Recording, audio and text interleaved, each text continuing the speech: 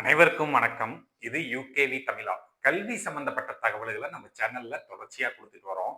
அதே மாரி ஒரு 12ஆம் வகுப்பு முடிக்கக்கூடிய மாணவர்கள், அடுத்து என்ன படிக்கலாம்? எங்க படிக்கலாம்? எப்படி படிக்கலாம்? அப்படிங்கிறத கான்செப்ட்ட பேஸ் பண்ணி வீடியோஸ்ங்கிறது குடுத்துட்டு வர்றேங்க. இப்ப கிட்டத்தட்ட 12ஆம் வகுப்போட தேர்வுகள்ங்கிறது முடிஞ்சிருச்சு. கிட்டத்தட்ட முடிஞ்சது. ஸோ, இப்ப மாணவர்கள் அடுத்து என்ன படிக்கணும்? ஏது படிக்கணும்? அப்படின்ட்டு நெறைய டவுட்ஸ்ல இருக்கிறாங்க. அப்ப சில மாணவர்கள் மற்றும் பெற்றோர்கள் என்ன கேட்டாங்கன்னா, "சார் இன்ஜினியரிங் படிக்கணும்னு நெனைக்கிறோம். அப்ப அந்த இன்ஜினியரிங்க எங்க போய் படிக்கலாம்?" அப்படிங்கிற மாரி கேட்டிருந்தாங்க. ஸோ நம்ம சேனல பொறுத்தவரைக்கும் தொடர்ச்சியா நம்ம வந்து தமிழ்நாட்டுல இருக்கக்கூடிய சிறந்த பொறியியல் கல்லூரிகள் பத்தின தகவல்கள தொடர்ச்சியா குடுத்துட்டு வர்றோங்க. ஸோ அப்படி குடுத்துட்டு வர வரிசையில ஒரு முக்கியமான கல்லூரி தான் வந்து பார்த்தீங்கன்னா, தியாகராஜர் காலேஜ் ஆஃப் இன்ஜினியரிங். இது எங்க இருக்குன்னு பார்த்தீங்கன்னா, மதுரையில இருக்குது. கிட்டத்தட்ட நம்மளுக்கு வந்து 1957ல ஆரம்பிக்கப்பட்ட ஒரு பொறியியல் கல்லூரி. அது இல்லாம இதுல முக்கியமான ஒரு விஷயம் என்னன்னு பார்த்தீங்கன்னா, இது வந்து ஒரு அரசு உதவி பெறும் பொறியியல் கல்லூரி. அதாவது வந்து பார்த்தீங்கன்னா, கவர்ன்மென்ட் எய்டட் இன்ஜினியரிங் காலேஜஸ்ன்னு சொல்லுவாங்க. தமிழ்நாட்டுல த சிறந்த கல்வியை, நல்ல தரமான கல்வியை கன்டினியூஸா குடுத்துட்டு வரக்கூடிய ஒரு முக்கியமான கல்வி நிறுவனமா பார்க்கப்படுது. ஏன்னா சில கல்லூரிகள் என்னன்னா, சில வருஷங்கள் நல்லா பெர்ஃபார்ம் பண்ணுவாங்க. சில வருஷங்கள் நல்லா பெர்ஃபார்ம் பண்ண மாட்டாங்க.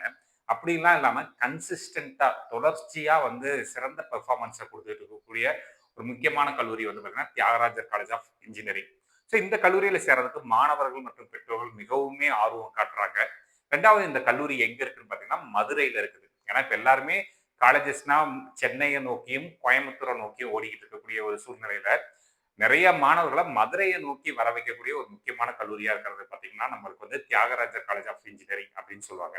ஸோ இந்த தியாகராஜர் காலேஜ் ஆஃப் இன்ஜினியரிங் பொறுத்தவரைக்கும், இவங்க முதல்ல என்னென்ன டிபார்ட்மெண்ட்ஸ்லாம் இவங்க கிட்ட இருக்குது அப்படிங்கிறதையும் நம்ம வந்து செக் பண்ணுவோம். அதாவது என்னென்ன மாதிரியான கோர்சஸ்லாம் இவங்க வந்து ஸ்டூடண்ட்ஸ்க்கு வந்து ஆஃபர் பண்றாங்க அப்படிங்கிறத பார்ப்போம். ஸோ இதுல வந்து என்னென்ன டிபார்ட்மெண்ட்ஸ்ங்கிறத அவங்களே தெளிவா குடுத்துட்டாங்க.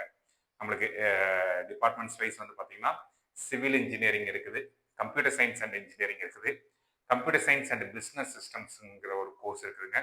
Electronics and communication engineering, electrical and electronics engineering, information technology, mechanical engineering, mechatronics வச்சிருக்கிறாங்க. அது போக வந்து பார்த்தீங்கன்னா, ஆர்க்கிடெக்சர், டிசைன் அண்ட் பிளானிங் அப்படின்னு சொல்லிட்டு அந்த கோர்சஸுமே இவங்க வந்து இங்க இந்த கல்லூரிய பொறுத்தவரைக்கும் இவங்க வந்து ஆஃபர் பண்ணிட்டு இருக்காங்க. இது போக வந்து பார்த்தீங்கன்னா, நம்மளுக்கு வந்து எம்டெக் ப்ரோகிராம்ஸ் ஆஃபர் பண்றாங்க.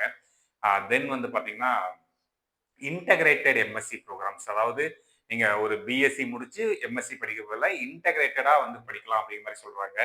ஸோ இந்த மாதிரி நிறைய எம்சிஏ கோர்சஸ், எம்பிஏ கோர்சஸ் நிறைய வந்து இவங்க ஆஃபர் பண்ணிட்டு இருக்காங்க. ஸோ யூஜியை பொறுத்த வரைக்கும் வந்து பார்த்தீங்கன்னா, கிட்டத்தட்ட ஒரு 9 யூஜி கோர்சஸ் வச்சிருக்கிறாங்க.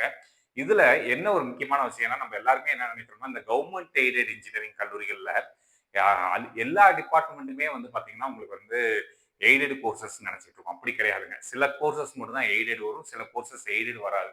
இங்கேயே பார்த்தீங்கன்னா, இவங்களுக்கு வந்து பழைய டிபார்ட்மெண்ட்ஸ்ன்னு சொல்லக்கூடிய civil engineering, triple E, EC mechanical engineering, then வந்து பார்த்தீங்கன்னா, computer science and engineering and இசிஇல ஒவ்வொரு கிளாஸஸ் வந்து எய்டடும் இருக்குது. At the same time self financing இருக்குதுங்க. செல்ஃப் ஃபைனான்சிங்னா என்னன்னா, கொஞ்சம் ஃபீஸ் கொஞ்சம் அதிகமா வரும். எய்டட்னா நம்மளுக்கு வந்து ஃபீஸ்ங்கிறது கொஞ்சம் கம்மியா வருங்க. 2வது முக்கியமான ஒரு விஷயம் என்ன பார்த்தீங்கன்னா, இந்த கல்லூரி வந்து பார்த்தீங்கன்னா, ரேங்கிங்லயுமே நல்ல ரேங்கிங் வந்துட்டு இருக்காங்க. என்ஏஆர்எஃப் ரேங்கிங்லயும் நல்ல இடங்கள் வந்திருக்காங்க. அதுபோக என்பிஏ அக்ரிடேஷனும் வாங்கி வச்சிருக்கிறாங்க. தென் வந்து பார்த்தீங்கன்னா, நேக்ல ஏ பிளஸ் பிளஸ் கிரேட் அப்படிங்கிற ஒரு கிரேடும் வாங்கியிருக்கிறாங்க. ஸோ இவங்களுக்கு இப்போ வந்து இந்த கல்லூரியில சேரணும் அப்படின்னு பார்த்தீங்கன்னா, நீங்க வந்து 2 வகையில சேரலாம். ஒண்ணு என்ன அப்படின்னு பார்த்தீங்கன்னா, உங்களுடைய cut off engineering cut off physics, chemistry, maths marks வச்சு உங்களோட கட் ஆஃப் நல்ல கட் ஆஃப் இருக்கணும். கம்ப்யூட்டர் சயின்ஸ் இன்ஜினியரிங்லாம் சேரணும்னா ஒரு 195, 96 எபோவே வேணுங்க. சரிங்களா? ஸோ அப்போ வந்து த்ரூ இன்ஜினியரிங் கவுன்சிலிங் வழியா இத வந்து என்ன சொல்லுவாங்கன்னா, டிஎன்இஏன்னு சொல்லுவாங்க. தமிழ்நாடு இன்ஜினியரிங் அட்மிஷன்ஸ்ன்னு சொல்லுவாங்க. ஸோ த்ரூ டிஎன்இஏ மூலமா வரலாம். 2வது இன்னொரு வழி இருக்குது. அத வந்து என்ன சொல்லுவாங்கன்னு பார்த்தீங்கன்னா, மேனேஜ்மென்ட் கோட்டா அப்படின்னு சொல்லுவாங்க. ஸோ இந்த கல்லூரி மேனேஜ்மென்ட் கோட்டா வழியாவும் நீங்க வரலாம். பட் இந்த கல்லூரியில என்ன பண்றாங்கன்னா, இப்ப மேனேஜ்மென்ட் கோட்டாங்கிறதுக்கு மற்ற கல்லூரிகள்ல வந்து பார்த்தீங்கன்னா, டொனேஷன்ஸ் அப்படிங்கிறது வாங்கிட்டு இருக்கிறாங்க. பட் இந்த கல்லூரி ரொம்ப வருஷமா பாரம்பரியமா இருக்கக்கூடிய இந்த கல்லூரியில இந்த மேனேஜ்மென்ட் கோட்டால சேர்றதுக்கு எந்த ஒரு டொனேஷனும் கிடையாது. ஸோ இந்த சிஸ்டத்தை இவங்க என்ன சொல்றாங்கன்னு பார்த்தீங்கன்னா, மெரிட் மேனேஜ்மென்ட் கோட்டா அப்படின்னு சொல்லுவாங்க. ஸோ இந்த மெரிட் மேனேஜ்மென்ட் கோட்டா சேரணும் அப்படின்னு பார்த்தீங்கன்னா, நீங்க நீங்க +2 ரிசல்ட் வந்ததுக்கப்புறம் இதோட அப்ளிகேஷன்ஸ்ங்கிறது ஓப்பன் ஆகும். மெரிட் மேனேஜ்மென்ட் கோட்டாக்கான அப்ளிகேஷன்ஸ் ஓப்பன் ஆகும். அந்த அப்ளிகேஷன் நீங்க வந்து ஃபில் பண்ணி சப்மிட் பண்ற பட்சத்துல, உங்களுடைய மதிப்பெண்கள் அடிப்படையில மட்டும் தான் மெரிட் மேனேஜ்மென்ட் கோட்டா தர்றாங்க. ஏன்னா, இவங்க மெரிட் மேனேஜ்மென்ட் கோட்டாவே ஒரு அரசு நடத்துற கவுன்சிலிங்க்கு ஈக்குவலா நடத்தி, இவங்க என்ன பண்றாங்கன்னா, நல்ல தகுதி வாய்ந்த மாணவர்களுக்கு மட்டுமே தந்துகிட்டு இருக்கிறாங்க. அப்ப நீங்க சில பேர் வந்து நினைக்கலாம், சார் நான் வந்து நீங்க வந்து கவுன்சிலிங்ல இந்த கல்லூரியில சேரணும்னு நினைச்சிருப்பீங்க. ஏதோ 1/2 மார்க்லயோ, 1 மார்க்லயோ, இல்ல 2 மார்க்லயோ வந்து உங்களுக்கு இந்த கல்லூரி கிடைக்காம போறதுக்கான ஒரு வாய்ப்புகள் கூட இருந்திருக்கலாம். அப்ப வந்து நீங்க என்ன பண்ணிக்கலாம்னு பார்த்தீங்கன்னா, நீங்க இந்த மெரிட் மேனேஜ்மென்ட் கோட்டாங்கிறது எப்போ ஓப்பன் பண்ணுவாங்கன்னா, நம்மளுக்கு ரிசல்ட் வர்ற டைம்ல ஓப்பன் பண்ணுவாங்க. ஸோ அந்த ரிசல்ட் வர்ற டைம்ல நீங்க என்ன பண்ணிக்கலாம் அப்படின்னு பார்த்தீங்கன்னா, இதோட merit management quota application open ஆனதுமே, நீங்க அதிலயுமே நீங்க ஒரு ₹1000 அப்ளிகேஷன் சார்ஜஸ் வரும்னு நினைக்கிறேங்க. ஸோ அதில அப்ளை பண்ணீங்கன்னா, அவங்க வந்து உங்கள ஷார்ட் லிஸ்ட் பண்ணி உங்கள கூப்பிடுவாங்க. அதில வந்து உங்களுக்கு நீங்க உங்களோட மாணவர்களோட மார்க்க பேஸ் பண்ணி அவங்க என்ன பண்றாங்கன்னு பார்த்தீங்கன்னா, அவங்க வந்து சீட்டுங்கிறது தருவாங்க. ஸோ அது வந்து பார்த்தீங்கன்னா, ஃபீஸ் கொஞ்சம் வித்தியாசப்படும். அதாவது ரெகுலரா கவுன்சிலிங்ல வர மாணவர்களுக்கு இருக்கக்கூடிய ஃபீஸ் மாரி இல்லாம, கொஞ்சம் கூடுதலா வரும். பட் வந்து ஒரு நல்ல பொறியியல் கல்லூரியில போய் சேர்றதுக்கான ஒரு வாய்ப்பா அமையுதுங்க. ஸோ பிளேஸ்மெண்ட்ஸும் நல்லா இருக்குது. குவாலிட்டி ஆஃப் எஜுகேஷனும் நல்லா இருக்குது. குவாலிட்டி ஆஃப் டீச்சிங்கும் நல்லா இருக்குது. தமிழ்நாட்டில இருக்கக்கூடிய ஒரு தலைசிறந்த பொறியியல் கல்லூரியாவும் இருக்குதுங்க.